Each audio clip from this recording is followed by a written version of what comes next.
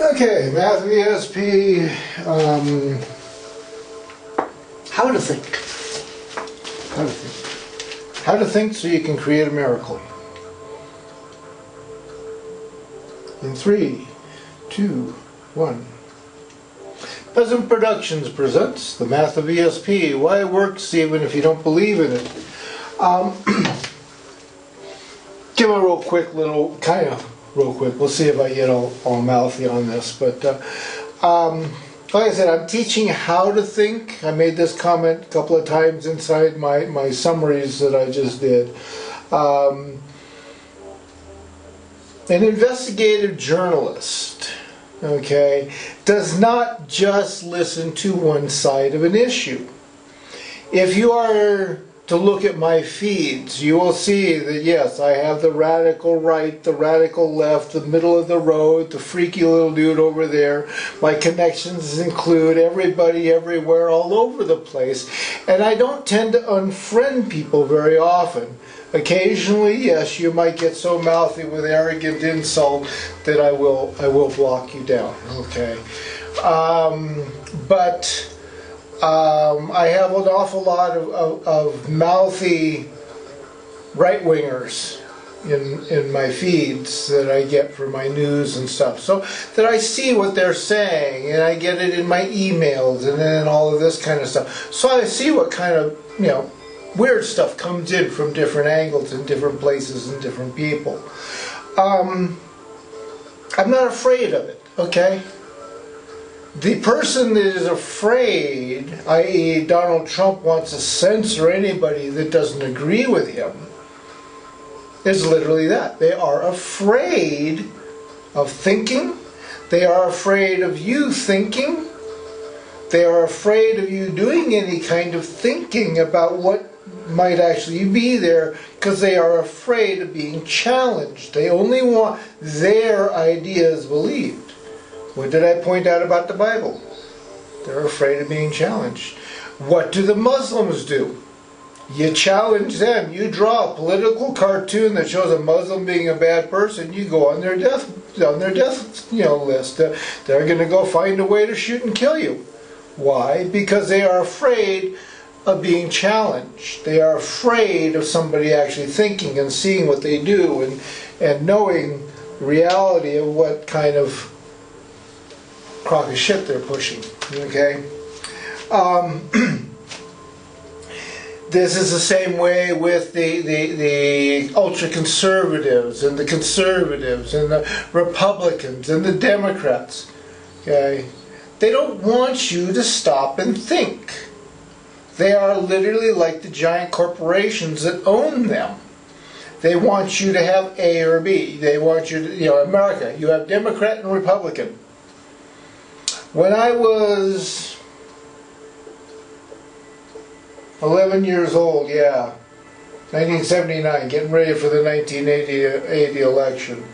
I'm sorry, not 1979, 1969, getting ready for the 1970, 72 election, 72 election, I guess it was. 71, I was 13, so yeah. But 7th grade, I had a history teacher get up there and brag about how America was so great. Because in Russia, you only have 2 political parties. Both of them are controlled by the oligarchy behind it. There is no contest between them, and you basically go just to vote because you vote. So you look proper, not because you're actually accomplishing anything. They will simply put who they want in power. It was very interesting to watch the next election. As that woman said that, as I was watching, we have Democrats and Republicans. You have all of these other parties, but they are always maintained at below the required 5% that you must have. You must have 5% of the voting population in order to be considered a valid enough political party to receive funds from the United States government. Interesting, isn't it? The media makes certain those groups never receive more than 5% of the vote. Perot in the 1990s kind of upset that little apple cart, but he wasn't taking anybody's money, he was just using his own, so they didn't really upset anything. And of course, as soon as that election process was done, Perot was dropped. All the news stories about him stopped talking, and you know, he's relegated into the dustbin where nobody has to discuss the fact that somebody actually tried to make a difference in the world. But you have Democrat and Republican, and that's all you are ever offered. That's all you ever hear talked about. That's all that ever comes up. The Democrats and Republicans own the National Debate Committee. Therefore, nobody gets into that debate that is not okay by the combined agreement of the Democrats and the Republicans as to who is going to be in the debate. Okay? You take a look at what you have. You have an awful lot. You go back several levels down through the political processes there over the past several decades, and you will see that it has become increasingly bickersome. The Bickersons, from this guy bicking and that person sunning and bickering and backing and forth, and you're basically arguing for years about stuff instead of accomplishing anything. What the Democrats do, the Republicans undo. What the Republicans do, the Democrats undo. Back and forth and back and forth, and a few $100 billion are spent accomplishing absolutely nothing. And then you're told how expensive something like health care is going to be. Your whole health care system can be afforded with nothing more than a couple of fighter jets, a B-1 bomber, one bombing run on one of these foreign countries. The amount of money given to Saudi Arabia to blow the snot out of Yemen because either the Saudis or the United States want to put an oil port down there so they don't have to go up through the Suez Canal and all of that. Yeah. It's very interesting what kind of snot-nosed children you have running your country and how you're afraid to do anything about it. And how you play this back and forth, slapping each other around, the Dickersons. So that's why I say I am teaching you how to think. I am not teaching you what to think. That is why if you look at what I look at, you will see that I read and look at an awful lot of, in some cases all I have to do is read the headlines and know I really don't want to go read that person's report or read that story. But yeah, I do actually go and read what the other side says, and then I will go fact check it and look to see what reality is. What really happens, what's really involved, what's really there. So when you start wanting to make a miracle, you better get ready to fact check. Like I said, the place I'm living in is because I challenged the gods to fact check what I was saying. And they had to agree that yes, I was right. The situation is not going to change because I'm under their thumb.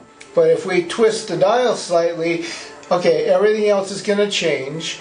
And this one particular person that I am supposed to be availing myself to help in some weird way, who has been in the position of insulting the heck out of me for 19 months, is now in the position where for the past, 4 or 5 months, is beside herself because she doesn't really know what to do because I'm no longer under her mommy's control. I am no longer using her situation. The people that, were controlling the effort to force me into their situation no longer have that under their control. All the little lies that they told to the people around about, I lost all my equipment or whatever they told them is now being blown to snot because I'm walking through doing work, I'm walking through with my cameras, I'm photographing stuff.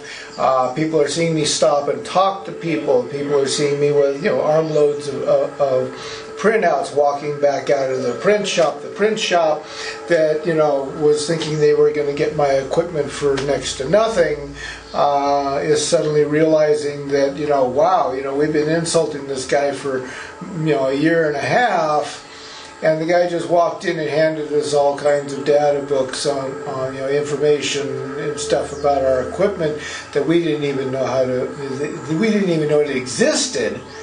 And this guy just walked in and said, "Oh, here, you need this stuff? You were working on your machine yesterday. You don't have a schematic? Well, here, let me take an hour or two and hunt around the web, and I'll see what I can find you." You know, and I walk in and I hand this guy manuals and stuff for his printer that he's using.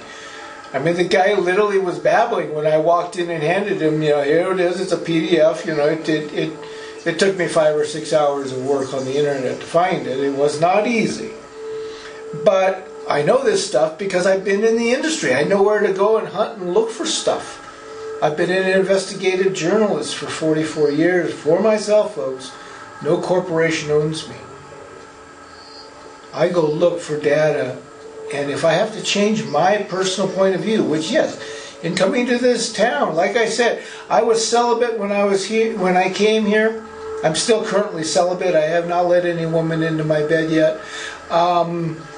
But the gods understand that should a situation arise that a single young lady does somehow manage to talk herself into talking to me about the fact that she wants to crawl into my bed, I have actually promised the gods that I will at least listen to what she has to say.